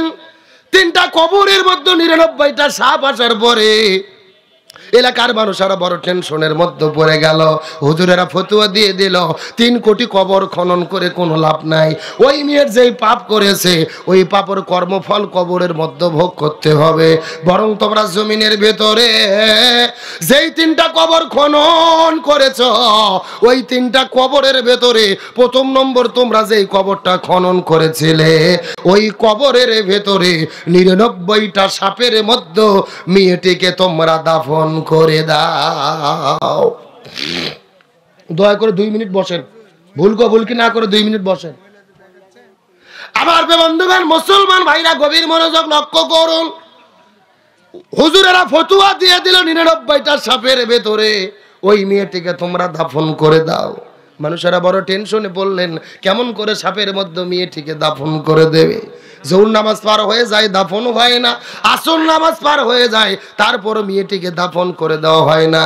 মাগরিবের নামাজের কিছু সময় আগে মানুষেরা বিশাল বড় বাঁশ কাটার পরে ওই বাঁশের মাথার সঙ্গে ওই মেয়েটির লাশটা বাঁধার পরে অনেক দূর থেকে ঠেলে ঠেলে ঠেলে ঠেলে নিয়ে যাওয়ার পরে ওই মেয়েটিকে যখন কবরের মধ্যে ফেলে দেওয়া হলো, লক্ষ্য করে দেখা গেল ওই মেয়েটির লাশ যখন কবরের মধ্যে চলে গেছে, ওই 99টা সাপের ভেতরে কোন সাপ মেয়েটির মাথার মধ্যে দংশন করেছে, কেউ বা কানের মধ্যে দংশন করেছে, কেউ বা পায়ের মধ্যে কামড় দিয়েছে, কেউ বা শরীরের মধ্যে কামড় দিয়েছে। এই দৃশ্য দেখার পরে মানুষেরা বড় ভয় পেয়ে গেলেন। কবর ছেড়ে যখন দৌড়ানো শুরু করে দিলেন, আলেমেরা ডেকে ডেকে বলে, খবরদার তোমরা একসঙ্গে সবাই কবর ছেড়ে যেও না। কবরটা সুন্দর করে মাটিতে ঢেকে দিতে হবে, নতবা কবর ছেড়ে গেলে আমাদের বিপদে পড়তে হবে। এই চিন্তা করে সবাই হাতের মধ্যে পাথর নিয়ে কবরের মধ্যে মারা শুরু করলেন। কেউ বা পাথর মারে, কেউ বা ঢিল মারে, কেউ বা মাটি ফিকায়া মারে। ওইগুলো কবরের মধ্যে পড়তে পড়তে কবর যখন মাটিতে মিক্সড হয়ে গেল, সমান হলো, সবাই কবর ছেড়ে চলে গেছে। লক্ষ্য করে দেখে একটা বৃদ্ধ চাচা ওই কবরের কাছে গিয়ে হাউমাউ করে করে করে করে করে করে কান্না শুরু করেছে। আলেমেরা জিজ্ঞেস করে বলে, মুরব্বি চাচা, আপনি কবরের পাশে কেন হাউমাউ করে কান্না করেন? এই কথা বলার পরে ওই বৃদ্ধ মুরব্বি কান্না করে উঠে ডাকতে বলে, পৃথিবীর মানুষেরা রে, আমি কেন কান্না করব না রে? কিছুক্ষণ আগে কবরের ভেতরে যেই মেয়েটিকে তোমরা সাপের মধ্যে ফেলে দিলে ওই মেয়েটি হলেন আমার জন্মদাতা কন্যা। আমি হলাম ওই মেয়েটির হতভাগা বাবা। এই দুনিয়ার ভেতরে বাবা বেঁচে থাকা অবস্থায় সন্তান যদি মরে যায়, আর চাইতে দুঃখের বিষয় কিছু হতে পারে না। এই জন্য বাবাটা কান্না করে, এই জন্য বাবাটা কান্না করে। সবাই মিলে জিজ্ঞেস করে বলে, হুজুর আপনার কাছে জানতে চাই, বলেন তো আপনার মেয়ে দুনিয়ার মধ্যে কি এমন পাপ করেছে, কি এমন অন্যায় করেছে যেই জন্য কবরের মধ্যে 99টা সাপ চলে এলো? ওই মেয়েটি কি এমন অপকর্ম করলো জানার দরকার আছে না নাই? এ দিনাজপুরে মুসলমান, সময় কম, আমি আপনাদের ব্যাখ্যা দেব না, ওই বিষয়টা অবশ্যই বলবো। তার আগে জিজ্ঞেস করি, বলেন তো নবীজির চাচা আবু তালিব কোথায় যাবে? কেন জাহান্নামে যাবে? 1 মিনিটে ঘটনাটা শোনার চেষ্টা করেন।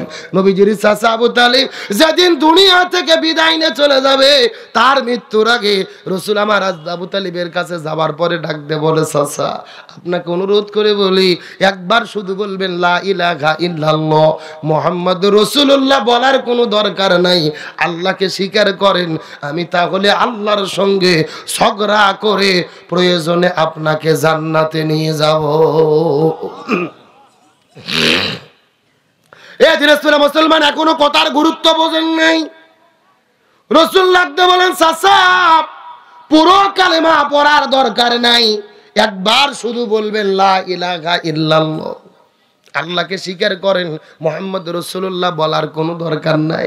যদি আল্লাহকে স্বীকার করে এই দুনিয়া থেকে বিদায় নিয়ে চলে যেতে পারেন, আমি আল্লাহর সঙ্গে ঝগড়া করে আপনাকে জান্নাতে নিয়ে যাব। আবু তালিব কালেমা পড়বে, কালেমা পড়ার প্রস্তুতি গ্রহণ করেছে। পাশেই ছিল আবু জেহেল। আবু তালিবের কাছে যাওয়ার পরে ডাকতে বলে, আবু তালিব তুমি কি কালেমা পড়বা?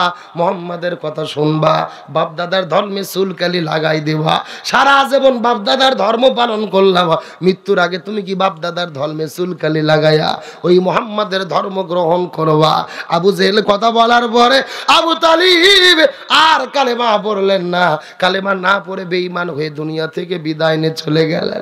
আবু তালিব বিদায় নেওয়ার পরে নবীজি চলে গেলেন আবু তালিবের লাশের কাছে, হাউমাউ করে কান্না করে করে সেজদায় গিয়ে আল্লাহর কাছে দোয়া করে বলে, আল্লাহ আমার চাচা আবু তালিবকে আপনি মাফ করে দেন, আমার চাচা আবু তালিবকে আপনি ক্ষমা করে দেন। আল্লাহ বলে, ইয়া রাসূলুল্লাহ আপনি কার জন্য হাত তুলেছেন? হাত নামান। ওই লোকটা আপনার চাচা হয়, আমি আল্লাহ তাআলা ভালো করে জানি। আপনাকে বাড়ির মধ্যে থাকতে দিয়েছে ভালো করে জানি, আপনাকে খেতে দিয়েছে সেটাও ভালো করে জানি, সন্তানের মতো লালন পালন করেছে সেটাও ভালো করে জানি। আপনার চাচা আপনাকে ভালোবেসেছে, কিন্তু আপনাকে তো অনুসরণ করে নাই। আমি আল্লাহ কোরআনে বলেছি, ওমা তাকুমুর রাসূলু ফাখুযু, নবী যেটা করতে বলবে সেটা তোমাদের করতে হবে। কিন্তু আপনি নবী হয়ে চাচাকে অনুরোধ করে বলেছিলেন, চাচা একবার লা ইলাহা ইল্লাল্লাহ বলেন, আপনার চাচা কিন্তু বলে নাই। সুতরাং আপনি দোয়া করে কোনো লাভ হবে না। হেদায়েতের মালিক হলাম আমি আল্লাহ। আমি আল্লাহ যাকে খুশি হেদায়েত দান করি, যাকে খুশি হেদায়েত থেকে বঞ্চিত করি। সুতরাং আপনি দোয়া করে কোনো লাভ হবে না। আপনার চাচা আবু তালিব আপনাকে শুধু ভালোবেসেছে, কিন্তু আপনাকে অনুসরণ করে নাই রে। এই জন্য আমি আপনার চাচা আবু তালিবকে মাফ করব না, আর আবু তালিবকেও জান্নাতে দেব না। এ দিনাজপুর বীরগঞ্জের মুসলমান গভীর মনোযোগ। আজকের আলোচনার দ্বারা কি শিখতে পারলেন? নবীর বাড়িতে নবীকে থাকতে দিয়েছে, নিজের বাড়িতে নবীকে থাকতে দিয়েছে, খাবার দিয়েছে, বাসস্থান দিয়েছে, সন্তানের মতো লালন পালন করেছে, তারপরেও জান্নাতের মালিক হতে পারল না। আপনাদের জিজ্ঞাসা করি বলেন তো, আবু তালিব নবীজিকে যেই পরিমাণ ভালোবেসেছি, এত পরিমাণ ভালোবাসা আমরা কি নবীকে দিতে পারবো?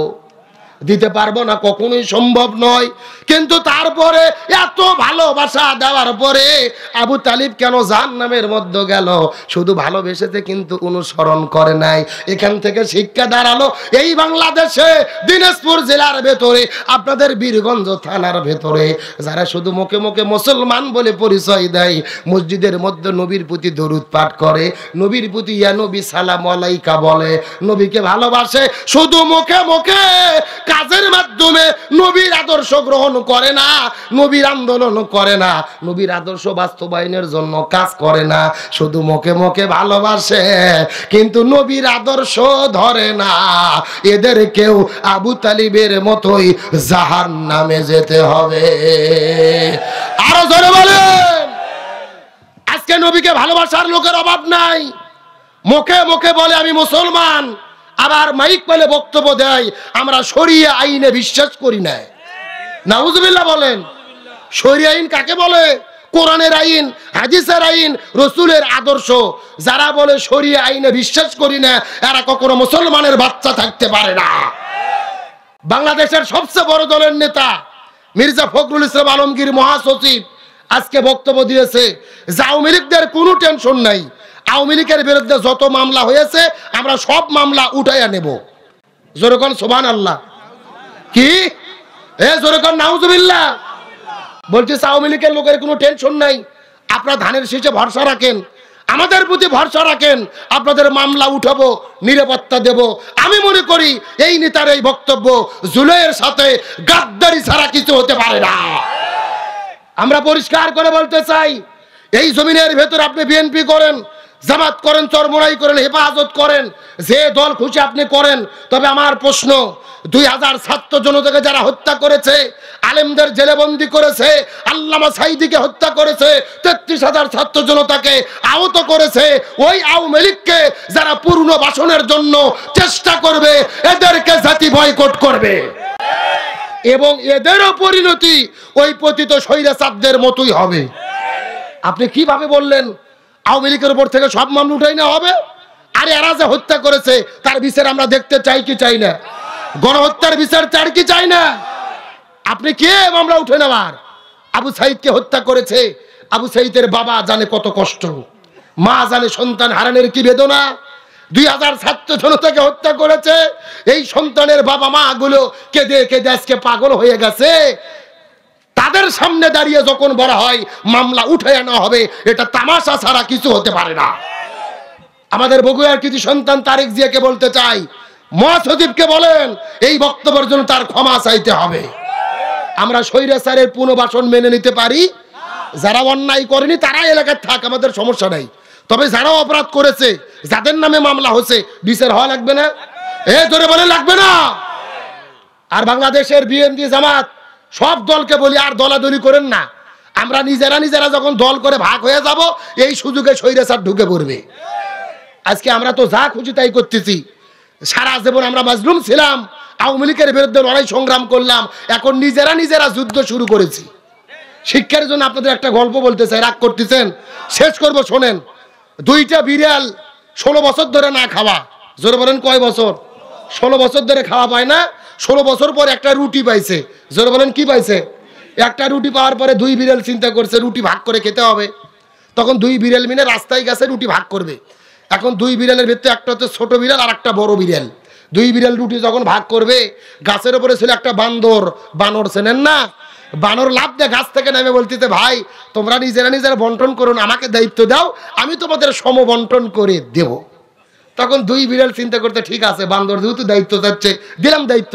বান্দরকে দায়িত্ব দিয়েছে, বান্দর হাতের মধ্যে রুটি নিয়ে বলতেছে, না, সমবন্টন যদি করতে চাই আগে সর্বপ্রথম দাড়ি পাল্লা লাগবে। জোরে বলেন কি লাগবে? তাই বলে দাড়ি পাল্লা নিয়ে আসে রুটি হাতের মধ্যে নিয়ে ভাগ করতেছে, কিন্তু যেই জায়গায় মাঝখানে, এখানে ভাগ না করে একটু উপর দিকে উঠায়া এখানে ছিঁড়ছে। এটা একটু বড়, এটা ছোট। এখন 2 পাল্লাই উঠে দিয়েছে, এই পাল্লা গেছে নিচে, এই পাল্লা ওপরে। তখন বান্দর বলতেছে, না, আমি তো সমবন্টন করব। বড় রুটি হাতের মধ্যে নিয়ে মুখের মধ্যে ঢুকে দিয়ে এক কামড় খাইছে। কথা কি বুঝেছেন? তবে যেখানে কামড় দিয়ে খাইলে রুটি সোজা হবে, ওখানে না খাই একটু বেশি খাইছে। খাইয়া এতটুকু এই পাশে রাখছে, আর এই পাশে হলো বড়টুকু। এবার এই পাশে বড়, এই পাশে ছোট, এটা ছেড়ে দিয়ে এই রুটি ধরে আর এক কামড় খাইছে। একবার এই পাশে এক কামড় খায়, আর একবার ওই পাশে এক কামড় খায়। 2 বিড়াল তখন চিন্তা করছে, এইভাবে যদি আর 30 মিনিট রুটি বন্টনগিরি চলে, 30 মিনিট পরে রুটিতে দূরের কথা, আমরা রুটির গন্ধও পাবো না। তখন 2 বিড়াল মিলে চিন্তা করে বলছে, ধর। বান্দরকে ধরে তারা এদেশে হাসার জন্য বলি নাই। আজকে বাংলাদেশ থেকে আওয়ামী লীগ পালিয়ে গেছে, বড় দল আছে বিএনপি, আর আছে জামাত ইসলাম। যার দলের রাজনীতি তারা করেন, জনগণ যাদের ভোট দেবে তারা দেশ চালাবে, যেই কয়টা আসন পাবে তারা এমপি হবে। তবে দয়া করে নিজেদের ভেতরে মারামারি করে বিভেদ করেন না।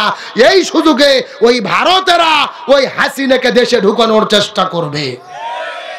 নিজেদের রুটি নিজেরাই ভাগ করে খান, আর ভাগ করার দায়িত্ব যদি নরেন্দ্র মোদী আর ভারতক দেন, আমও যাবে, সালাও যাবে। কথা ক্লিয়ার না ভেজাল আছে? এই জন্য বলতে চাই, দয়া করে ওই আওয়ামী লীগের কয়টা ভোট পাওয়ার জন্য মামলা তুলে নেবেন, এই বক্তব্য যারা দেয় এরা গাদ্দার মুনাফিক ছাড়া কিছু হতে পারে না। জাতি হিসেবে আমাদের সচেতন থাকতে হবে। আমরা 24-এর অভ্যুত্থানকে ব্যর্থ হতে দেব না, ইনশাআল্লাহ বলেন। এবং জুলাই সনদের বাস্তবায়ন হতে হবে, গণভোট হতে হবে, আইনি ভিত্তি থাকতে হবে, তারই ভিত্তিতে আগামী নির্বাচন হতে হবে। আজকে বাংলাদেশের সব ইসলামী দল একতাবদ্ধ হয়েছে, জুলাই সনদের ভিত্তি ছাড়া এই জমিনে কোনো নির্বাচন হবে না। তার কারণ, কেন ভিত্তি লাগবে? যদি জুলাই সনদের আইনে ভিত্তি না থাকে, আগামী সরকার আসলে এই যারা এই আন্দোলন করেছিল, বিপ্লব করেছিল, এরাই সর্বপ্রথম বিপদে পড়বে।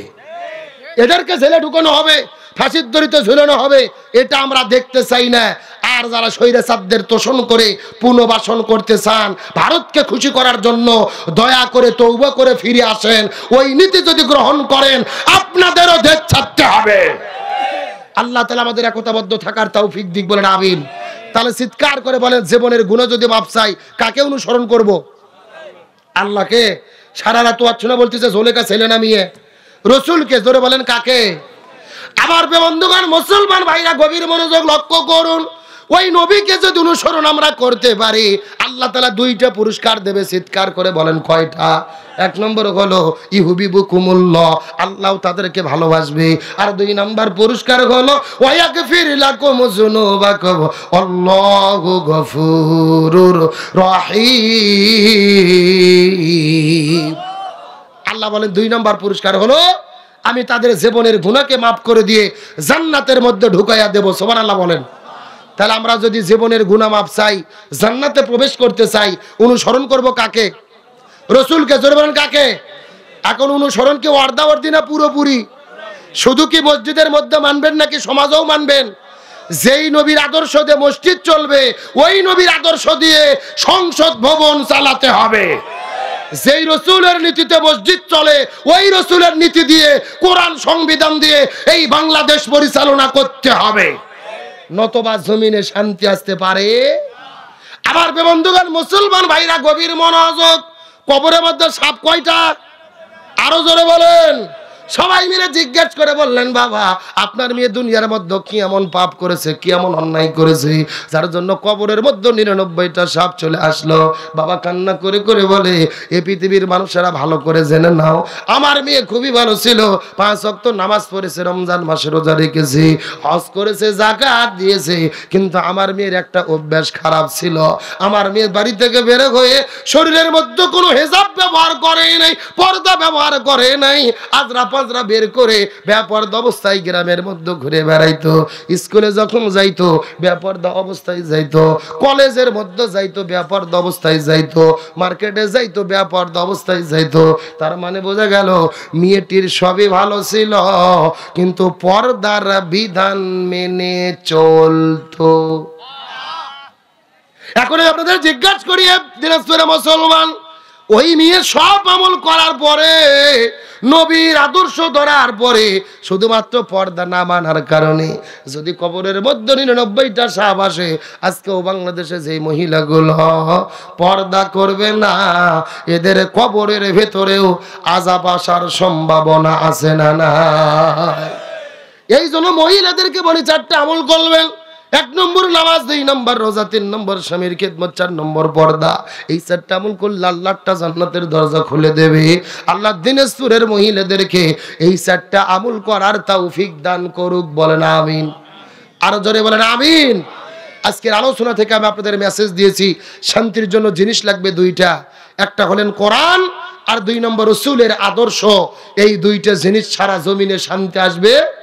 আমরা এই বাংলাদেশ স্বাধীন করেছি, একতাবদ্ধ থাকবো, নিজেরা শত্রুতা করব না, এই দেশকে নতুন করে গড়ার জন্য কাজ করব ইনশাআল্লাহ। আর নতুন করে যারা স্বৈরাচারের পক্ষে কথা বলতে চায়, মনে করতে হবে ওদের সঙ্গে তলে তলে এদের পিরিতি আছে। এই সমস্ত গাদ্দার নেতার কারণেই গত 16 বছরে হাসিনের বিরুদ্ধে কোনো আন্দোলন সফল হয়নি। মানে মিটিংয়ে যেই কর্মসূচি গোপনে নেওয়া হতো, আগেই হাসিনের খানকা শরীফে পাঠাইয়া দিত। কথা কন না কে? এই জন্য আগে থেকেই তাদের প্রতি আওয়ামী প্রীতি, ওই প্রীতি যায়নি, এখনো সেই প্রীতি চালিয়ে যাচ্ছে। পরিষ্কার কথা, যারাই স্বৈরাচারের পক্ষে দাঁড়াবে এই জাতি তাদের জুতো পিটা করে দেশ ছাড়া করবে। আল্লাহ তাআলা আমাদের মাজলুমের পক্ষে থাকার তৌফিক দান করুক, বলেন আমিন। এই জমিনে শান্তি কায়েমের জন্য কোরআন এবং রাসূলের আদর্শের পক্ষে থেকে আল্লাহ মৃত্যু পর্যন্ত জীবন যাপনের তৌফিক দিক, বলেন আমিন। যারা যেখানে আছেন বসে পড়েন, এখনই দোয়া হবে। সব একবার দরুদ ইব্রাহিম পড়ে।